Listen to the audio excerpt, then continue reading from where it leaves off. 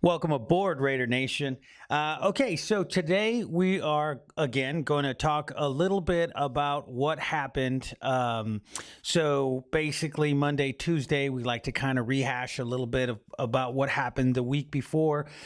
So again, we're going to still stay on Kansas City a little bit, talk about some articles that are being written out there. Once again, I mean, I think people are jumping to some conclusions, but I think there are some questions to be asked. In yesterday's video, I talked about Ann Killian and some of the other reporters that are brought in to cover Bay Area media. And I understand that in some ways you want there to be some controversy. You want to bring in somebody that may ask the hard questions, the tough questions, not be necessarily a fan. So when I said yesterday, the people that covered the team aren't necessarily fans, I guess they don't have to be fans, but it would be nice if they in some way, when the team was winning, they were happy that the team was winning. They weren't overtly negative toward the team, just kind of sitting and waiting in the wings to kind of pounce on the team and say, you see, the team is not that bad. I think they get so caught up in hearing from the fans and hearing all of the rhetoric that goes on that they build up a wall, a personal wall, which is like, no, I'm right and you're wrong. Your team's not that good because you left a nasty comment about what I had to say. And in my situation, I think it's a little bit different. I make it very clear. I'm a Raider fan. I was born a Raider fan. I'll die a Raider fan. I love the Raiders. I love when they're doing good. And, when they're doing bad, I tend to critique. And I think that that's a big part of what goes on with this particular show is that we try to look at what people are writing, what people are saying, and look at it through a prism, not just as a fan, but as sort of as outside as you could possibly be without having a disdain for the football team or a disdain for the fan base. So, some people write some decent articles. They ask some questions that I think that we all have to ask. Again, because we're asking these questions, because I'm talking about these questions today, doesn't mean that I'm not a Raider fan. It means that these are questions I think that the fans in particular are going to ask. When the coaches stand up and they tell us things, we have to realize they're lying to us 90% of the time. You're going to, every once in a while, when a coach is stressed out, when there's too much going on, when the coach has nothing left to lose, at those points you're going to get a little bit of truth. You may get a lot of truth in some situations, but in most cases, coaches are doing things in secret. It's the nature of what it is that they do, secrecy. So if the nature of what you do is secrecy, the odds of you coming out and explaining exactly what you're doing, A, would go against what it is that you normally do. B, perhaps put you in a situation where what you're trying to do hinders what it is that you're doing. Again, if you're building a game plan to go and attack somebody and one of your star players is sick, like Kelechi Osemele, maybe you don't report that right away. If you have someone that is injured, but you don't want the teams that you're playing in the next couple of weeks to not, know that that player is injured, you may go for a number of weeks and not let the team know. Place somebody on injured reserve, perhaps. Hey, hang on a second. Sorry about that. And I know certain people have said, please don't slurp on the microphone. I'll try not to do it again. But so we know that by the nature of what it is that they're doing, 9 times out of 10, they're probably not telling us the truth. They're probably telling us a form of the truth, but it's not necessarily the truth. So every once in a while, we have to ask questions. And if we're not going to get it from them, the only thing that we can do maybe is try to answer that question ourselves. So again, there is an article that was released by Josh Dubow, an AP sports writer from that released something on the Sacramento Bee. Raiders lament missed chances and loss at Kansas City. I read the article and I thought, well, there are some questions that we could ask, not beating the team down, not saying, oh, this, or that. I mean, we've done enough of that. Emotionally, when you come off of these games, oftentimes we're like, oh, I would have done this, I would have done that. We don't know the game plan. We don't know the circumstances. We don't know all the things that go into it. But after we've had some time to kind of digest what's going on a few days after a loss, we have a better ability to kind of look at certain things. We still may not have all of that background information, but we can at least look at things through a clearer prism once we've watched other football teams perhaps make the same mistakes that we did, or we saw football teams that looked completely inept, that didn't have the excuses that we may have had: injury, cold weather, travel, young team, whatever, hostile environment, whatever it was. We watched some of these teams at home that are supposed to be Super Bowl contenders struggle and lose games. So again, this article by Josh Dubois in the Sacramento Bee, let's go ahead and look at it here. 4 days after losing control of the AFC West race with a loss to Kansas City, Oakland coach Jack Del Rio is still lamenting some missed opportunities that helped cost the Raiders the game. A pass that mysteriously changed directions, turning a potential touchdown into an incomplete. The failure to capitalize on 3 turnovers in Kansas City territory. The decision to pass on 3rd and 1 late in the game instead of trusting the running game. That last decision may have been the most costly despite the earlier problems. The Raiders, 10-3, were in position for a potentially tying score late when they drove to the Kansas City 14 with just over 2 minutes to play. Now, again, this is important because if you see what it is that he wrote there, he does bring up some questions. There were some things that were going on in that game, some coaching decisions, some decisions that had to do with the weather, some that had to do with hostile environments and what types of game plans you could call and you couldn't call. Very strange that we chose to go, in my opinion, thinking about it later, that we chose to go from the shotgun. Many people have said it's extremely difficult to hear in Kansas City. So I'm surprised we didn't have a lot more miscommunication, a lot more plays that were supposed to go one way that went another way.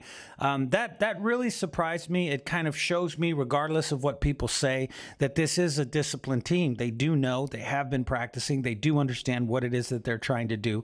And on a short week, they were able to come in and play in a shotgun formation, which again has a lot to do. They were using hand signals and things like that, but you're not there at the line. You can't yell across. You can't do all the types of things to make adjustments. He was a little bit closer to his running back, so that may have factored into it as well.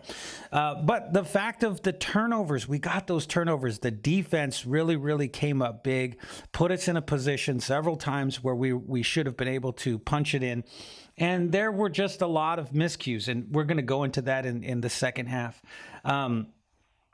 But again, the idea here that we were there on the 14 with just over 2 minutes to play, and we made some poor decisions. And instead of deciding to try to run the ball, which we'd been having success with, we continued to try to throw the ball, which we had been struggling with. To throw it that many times with that little success with a quarterback with who clearly was off, to me, seems like poor coaching. And again, that's just my opinion.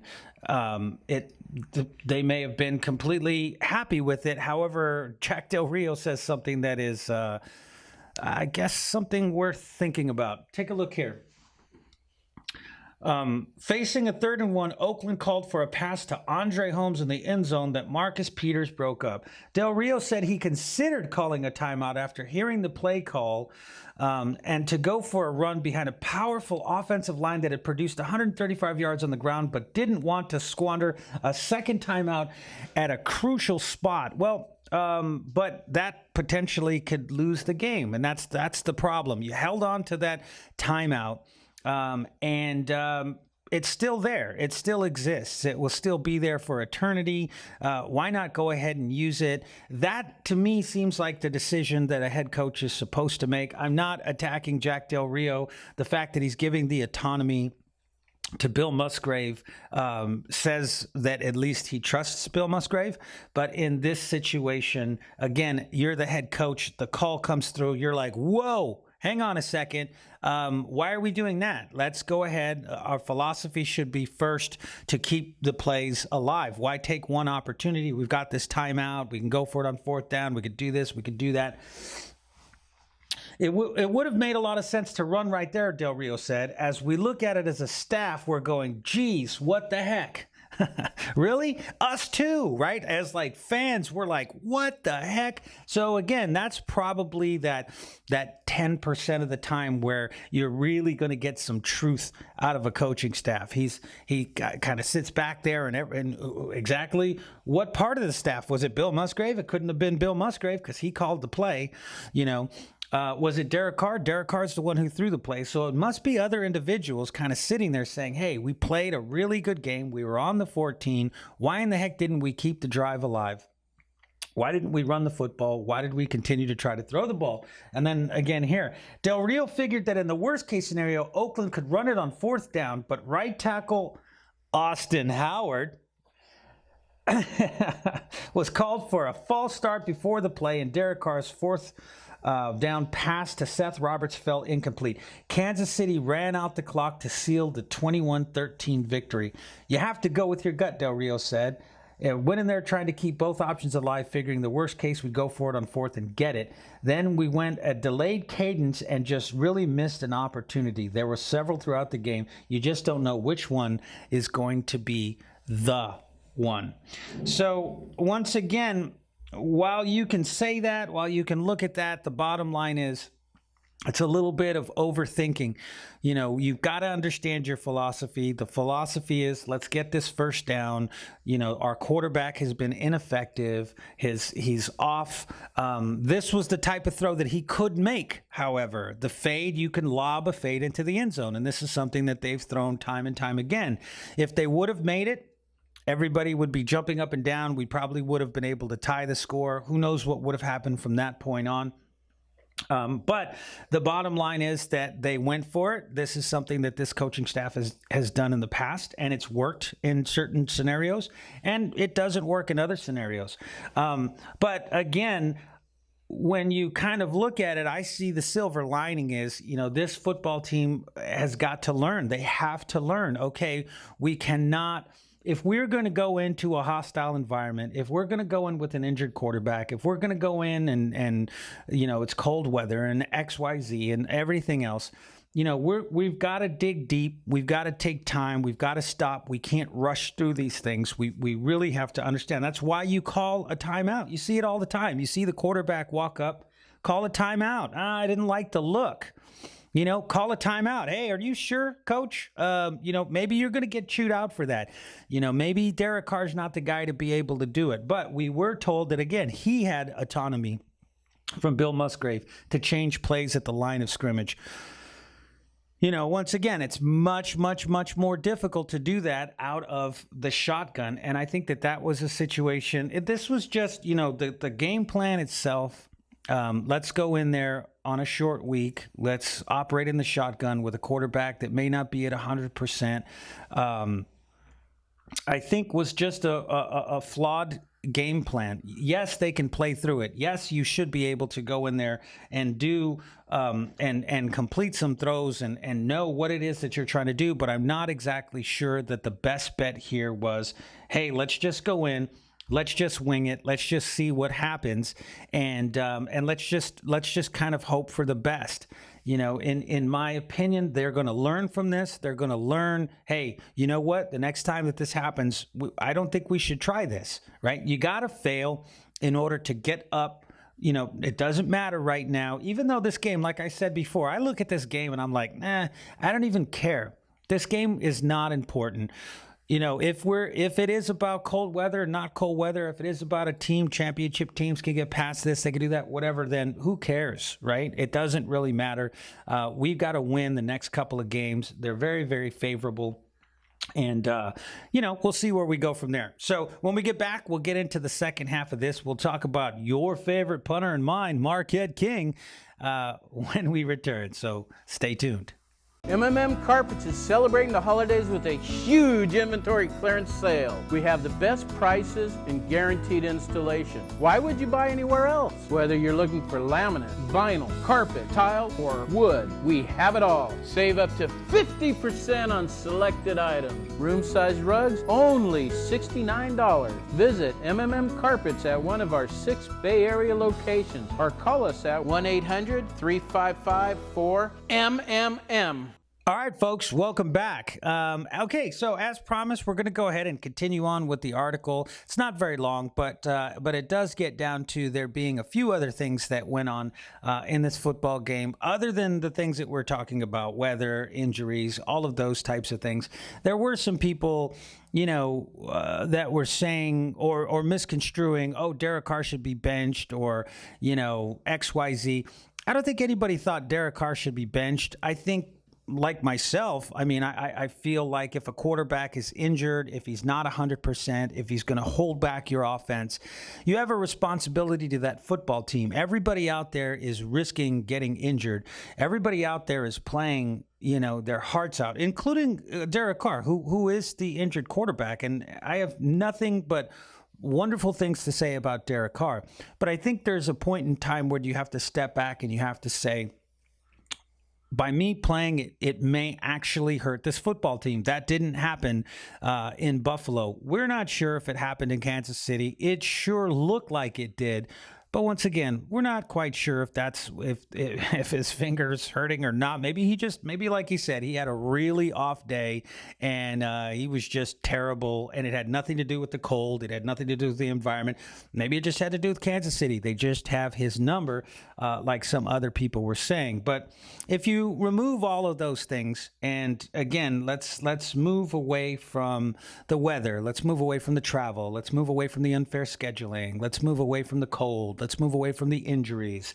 And if we just go into the game, again, if you look at the article here, there were plenty of other issues earlier in the game. The Raiders had 3 drives start in Kansas City territory and turnovers, and turned them into only 6 points as Oakland settled for 2 field goals and then botched a snap on the 3rd. So again, let's just finish this up here. A penalty on Taiwan Jones forced the Raiders to punt a second time, and Tyreek Hill took advantage for a 78-yard return for a score. Making matters even worse, punter Marquette King was called for unsportsmanlike conduct after the return, his second straight week with a personal foul. We can't have routine 15-yard penalties out of our punter, Del Rio said. We've got 2 in a row, 2 weeks in a row, and that's going to come to a stop. So once again, like it's saying there, we had the ball in Kansas City territory a few times. I think if even on one of those occasions, even the last occasion, even at the end of the game, had we decided to just send in Matt McGloin again for a series or 2, not because you're benching Derek Carr, but because obviously he's injured, right? He's injured, or he's off, or whatever it is. Why do you have a backup quarterback? What is the purpose? Only if your quarterback breaks his leg? Only if your quarterback gets a concussion and can't return? No, there are other times where situationally you might bring in a backup quarterback to run a few plays that you don't have your regular quarterback running. So again, there were opportunities that we only got 6 points out of, that we had to settle for some field goals. Marquette King, kicks a good punt. Then, we get the Taiwan Jones running out of bounds. They re-kick the ball. He kicks it away from the coverage. So again, they showed you that everybody started moving to coffin corner this dude to the left. Marquette King, for whatever reason, kicks it to the right. And you know what happens, right? By the time that they realign from a special teams perspective, that guy's already gone. He's too fast. He slips it, and then he gets in for a touchdown. So again, that's on Marquette King. Then Marquette King gets the unsportsmanlike personal foul. Marquette King has been doing a lot lately that is troubling. It really is. Look, you're a punter. We understand You're coming on Good Morning Football. You're a friend of the show. You're this. You know what? The bottom line is you're a punter. They showed on that botched field goal attempt that basically he's moving his hands all like this, like he was just like, okay, here we go, baby, right? And the ball it came too fast, and he bobbled that ball. If you look at other holders in the league, man, it's a job. It's a job. You're tight. Your muscles are tight. You're ready to go. You're concentrating and you're on. You're not out there having fun. You're not out there. There's so many things. To have another team come and basically taunt our punter because our punter likes to taunt other people. Look, it's fun while it happens, but it's not something that you want to make a habit out of. This was a huge, huge mistake for Marquette King. Everything sort of came back to get him. And once again, this may be the curse of the Kardashians, right? Why are we talking about the Kardashians? Well, because there's a rumor out there that your favorite punter and mine, which he may not be my favorite punter for very long, if this guy does not start taking his job seriously and playing football instead of being a clown out there, I say just get rid of him. I mean, yes, he's a great weapon, but you've got to control this guy. He's the punter. He's the punter. He lost that game for us, if you really think about it. He botches the field goal. He kicks against where the coverage is going. He's out there jumping around and doing all kinds of things, not taking his job seriously. Everybody else out there, like I said, is giving 110%. They're doing everything they can, to make sure that this team can win, including guys going out there playing with injuries, giving everything they have. Khalil Mack, all of these guys. And you've got this punter. I don't care. It doesn't matter to me what any of you say in the comment section or phone calls or anything else. This guy's a punter. He should not. We should never get a flag. That guy should never get a flag. 2 weeks in a row, that guy gets 15-yard penalty. Okay, so again, you're not Terrell Owens. You know what I'm saying? You're not Chad Ochocinco. You're a punter. Be a punter. Take your job seriously. Don't date until the offseason. You're going to train wreck, Marquette. I know you're watching this. You are going to train wreck, dude. You're going to get involved with that family, and it's no good. Look, they took my favorite athlete of the 70s and turned him into a woman. Do you understand? They turned him into a woman. Now, look. It is what it is. I'm not against that. I'm not like somebody that's, homophobic or whatever you want to call it. Hey, man, Bruce, you be you. Caitlin, whatever your name is, you be you, man. I'll be me. It's all good. I'm not going to not allow you to come and pee in a bathroom or whatever. I don't really care. But the bottom line is that men who have interacted with these women, they're like witches or something. There's something going on. There's some magical vortex. I don't know what the heck is going on, but the bottom line is men that interact with these women, bad things happen to them. Their career. Do you want to end up at the Mustang Ranch in Nevada in a coma? I mean, is that what you want, Marquette? You know what I'm saying? There's like a lot of people out there. I get it. Whatever. But again, the fact that we're having a conversation about Marquette King, the fact that Marquette King was instrumental in this particular loss. He did not cause the loss. Maybe I shouldn't say he lost the game. It wasn't all on him. There were drops. There was timing issues. There was injuries. There was all kinds of stuff. But the bottom line is that he participated in a very, very big way. And the only way that this guy should be participating in a big way is dropping that ball between the 5 and the goal line. That's what we want from you on a consistent basis. You need to catch that ball. Don't think about running with it. Don't think about being a superhero. Don't think about being the most agile wide receiver style punter in the National Football League. Get the ball, get it down so we can kick it through the uprights. That's it. I mean, it's crazy that I'm having this conversation, but it's coming up all over the place. When your head coach has to come out and say, look, our punter is getting unsportsmanlike conducts, back to back, and that's setting us back, and that's potentially causing us problems, and it has to stop. That is not a conversation you want to have with your head coach. You're the punter. Again, I cannot clarify this. Yes, okay, Ray Guy got into the Hall of Fame. There's a little bit of glitter. There's a little bit of glam now about potentially being a punter. There's an end game. Hey, maybe I'll end up in the Hall of Fame. But come on, dude. Do your job right now. Let all that stuff happen later. This is a magical season, and you decided that you were going to hook up with the Kardashians and create new punting dances and do. You know what? Stick to the punting. You are a great punter. You can be one of the best ever. If you go down this road, if you decide that you want to be the punting diva, those two words, they don't go together. Punting diva. You're a diva punter. It just, again, boggles the mind, but, whatever. Like I said, Marquette King, you're a good player. I'm glad. I love Shane Leckler.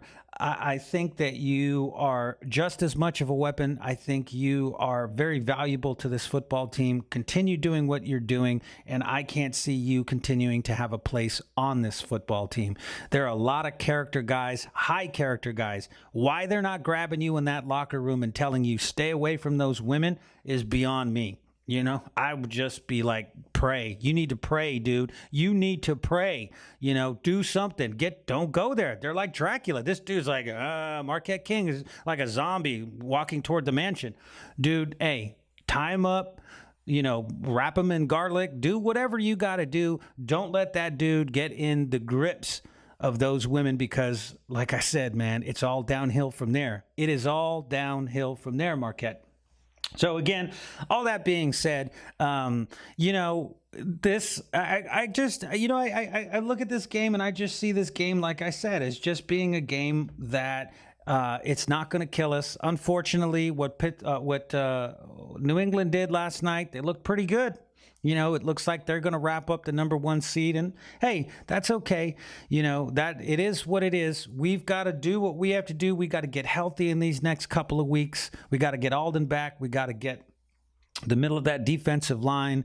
Mario Edwards, get him back in there, nice and healthy. Darius Latham, and I think this football team's going to be okay. When you look at all of the injuries that are happening right now, and you look at teams like Miami, Tannehill may be out until the playoffs, right? If they even make it into the playoffs. Again, you look at Kansas City losing their middle linebacker and not having a replacement, not having somebody you could just throw in there right now. So Denver dropping that game against Tennessee. And then you've just got all of these other teams like Houston, Baltimore potentially, the Miamis of the world that are not, barn burners. We can do this. If we can just win out, if we can win the next 3 games, I know Kansas City's going to lose one of their next 3 games. I know it. So the bottom line is if we can win out our next 3 games, and it's possible, if you look at the track record of this football team, when they lose, they bounce back in a very, very good way. Reminds me a lot of the Warriors last year. When they lose, they bounce back. Actually, probably the Warriors 2 years ago. But that being said, they're young, they're tenacious, they're hardworking, and they learn. They were very, very, very close. They could have bent over in that game. They could have laid down. They could have let everything, a long season, travel, cold, the tough opponent, division opponent, short week. They could have let all of those things get to them and just fold it like they did a few years ago in London, or like they did when Sparano was the coach, or, any of these guys, any of these knuckleheads, Dennis Allen, where you'd win one game and then you'd lose the next game by 40. They didn't do that. They continued to fight. I love the leadership on this football team. And by that, I mean Jack Del Rio. But you know what? They're coming. They're coming. San Diego's going to get it this week. The Indianapolis Colts are going to get it after that. And then, like I said, I think we're going to have a very good game against the Denver Broncos. And I think, like I said, we win that game too. So I think we win out. I still think we win the AFC West. And we're going to see. Make sure you guys tune in to tomorrow's show. I'm going to have a very special guest on. We're going to be talking about Dave from the Raider Cast who passed away. So make sure you guys tune into that. Send any emails to W2W at gmail.com. Also, you can hit us up on Gab, the W2W at gab.ai. We're also on Twitter. I don't know the Twitter address, but please like and subscribe. All right, guys, we'll see you tomorrow.